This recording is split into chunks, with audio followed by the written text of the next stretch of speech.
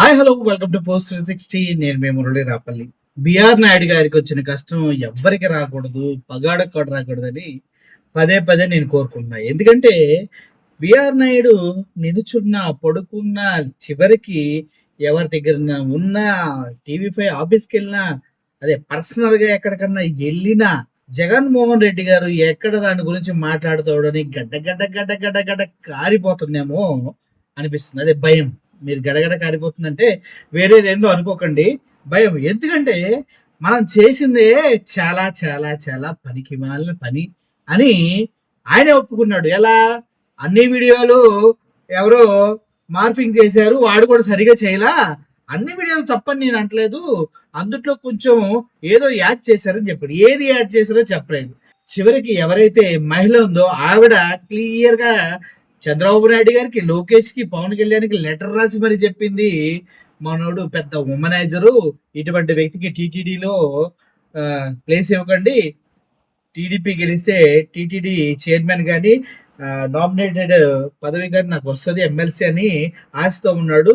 పెద్ద ఉమనైజర్ అండి. నా పిల్లలకి కనీసం అన్నం పెడతానికి కూడా నా దగ్గర డబ్బులు లేవు, నన్ను బయటికి వెళ్ళినవాడు కొడతాడు, తిడతాడు, చంపేస్తాడు, నువ్వు నా పిల్లానివా అని కూడా మాట్లాడతారంటూ పాపం ఆవిడ ఆవేదన వెళ్ళగట్టుకుంటూ ఒక లెటర్ రాసింది.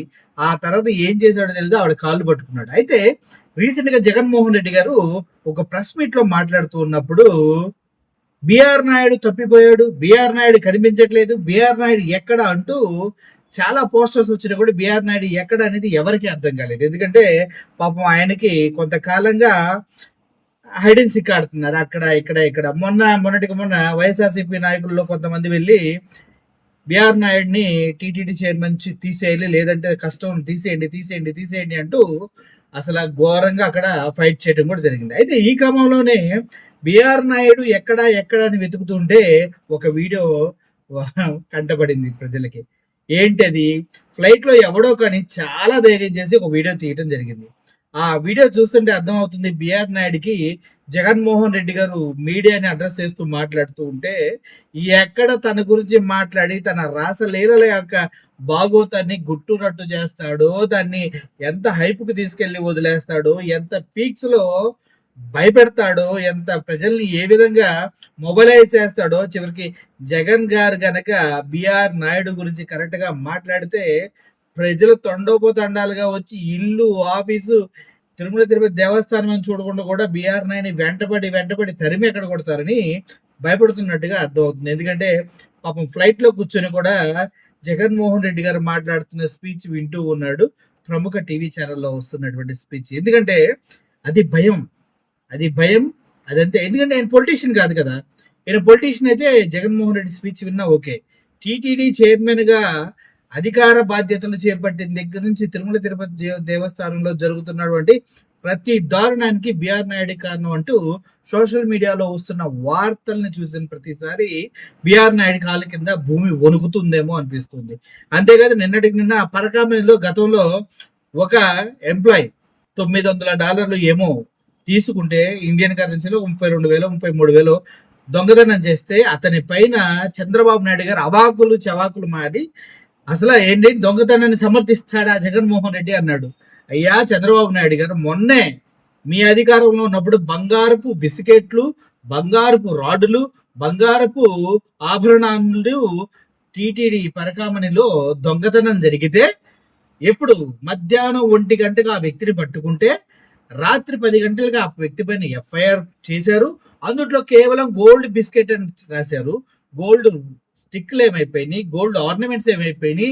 ఎందుకంటే ఎవరైతే ఆ దొంగతనం చేశారో అతనే కన్ఫెస్ చేసి క్లియర్ గా నేను గోల్డ్ రాడ్లు కొట్టేశాను, గోల్డ్ బిస్కెట్లు కొట్టేశాను, గోల్డ్ ఆభరణాలు కొట్టేశాను రాశారు.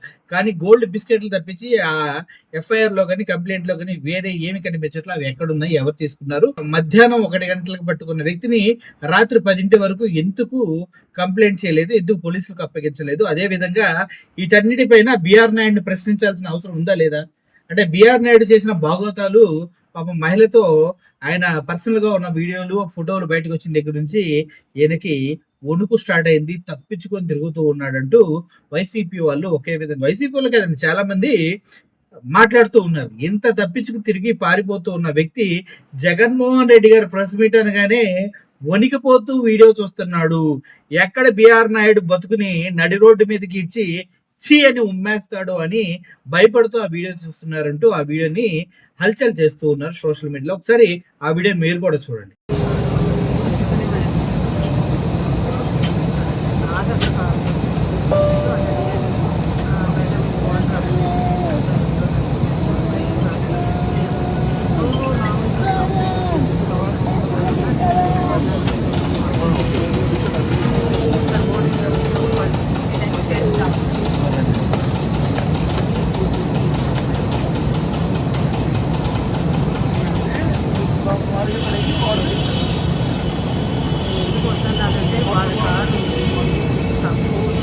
नमस्ते, रेडियो की ओर से सभी अतिथियों का स्वागत है।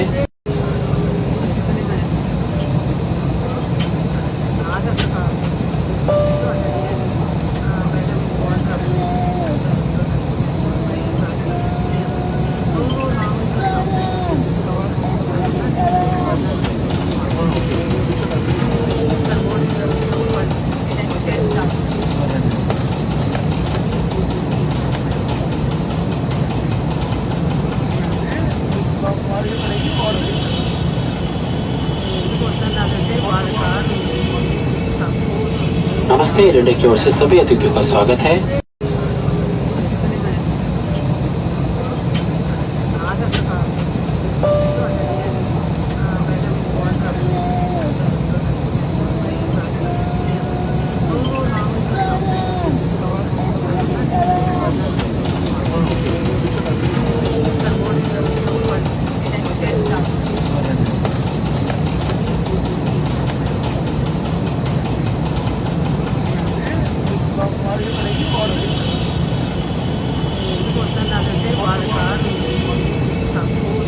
నమస్తే, రెడ్డి की ओर से सभी अतिथियों का स्वागत है। చూశారు కదా, ఈ తీసిన వ్యక్తి ఎవరో గాని నిజంగా వెనక నుంచి తీశాడు, పక్క నుంచి తీశాడు, లేచాడు, క్లారిటీగా వీడియో తీశాడు. అంటే వాంటెడ్ గాని ఈ వీడియో తీశారు. బిఆర్ నాయుడు భయపడుతున్నాడు అంటూ చెప్పడానికి. బిఆర్ నాయుడు భయపడుతున్నాడా లేదా అన్న విషయాన్ని పక్కన పెడితే, కానీ జగన్మోహన్ రెడ్డి గారు నిజంగా బిఆర్ నాయుడు చేసిన ఆ దారుణాలను కనుక ప్రజలకి అడ్రస్ చేస్తూ ఇటువంటి నాయకుడా తిరుమల తిరుపతి దేవస్థాన చైర్మన్ గా ఇచ్చింది ఛీ అంటే చాలు, చివరికి వైఎస్ఆర్సీపీ నాయకులంతా కూడా నడి రోడ్డు మీదకి వచ్చే వరకు నిరహార దీక్షలు చేస్తారు, పోరాటాలు చేస్తారు. చివరిగా బిఆర్ నాయుడికి ఆ పదవి వదిలిపెట్టి పారిపోయడం తప్ప వేరే దిక్కుండదన్న విషయం కూడా అందరికీ తెలుసు కదా మీకు కూడా. పరకామణిలో రీసెంట్ గా గోల్డ్ దొంగతనం జరిగింది. ఇప్పుడు మాట్లాడే చంద్రబాబు నాయుడు గారు పరకామణిలో దొంగతనం జరిగింది, గోల్డ్ బిస్కెట్లు పోయినాయి, గోల్డ్ కడ్డీలు పోయినాయి. కేవలం అప్పుడు 32,000 35,000కో జగన్మోహన్ రెడ్డి పరకామణి కేసులో పాపం ఒక సిఐ కూడా చనిపోయాడు. ఇప్పుడు ఏం చేస్తారు మీరు? ఎవరికి సమాధానం చెప్తారు? మీ ఆధ్వర్యంలో కూడా జరిగిన దొంగోడిని ఎవడు ఆపలేడు. వాడు దేశాన్ని దోచుకున్నా, అమరావతి పేరు పెట్టి పేదలను దోచుకున్నా, లేదు 3,50,000 కోట్లు అప్పు చేసి ఒక్క పైసా కూడా ఎక్కడ పెట్టావని చెప్పకపోయినా ప్రజలు అడగరు. ఎందుకంటే వాళ్ళకి తెలుసు ఎవరెవరు ఎక్కడెక్కడ వేసేస్తున్నారు అనేసి.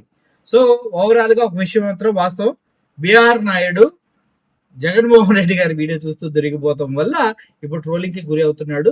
గతంలో ఆయన చేసినటువంటి రాసలీల తాలూకా వీడియో, రాసలీలలు కాదండి, ఒక అమ్మాయితో పర్సనల్ గా, ఒక లేడీతో పర్సనల్ గా ఉన్నటువంటి వీడియోలు, ఆవిడ రాసిన లెటర్లు, ఆవిడ పెట్టిన కంప్లైంట్లు, ఇవన్నీ చూసిన తర్వాత అందరికి డౌట్లు, అనుమానాలు ఎక్కువైపోతున్నాయి. భయంతోనే ఆయన వీడియో చేస్తున్నారు అనేది ఇక్కడ చాలా మంది వర్షన్ అనమాట. అర్థమైంది కదా?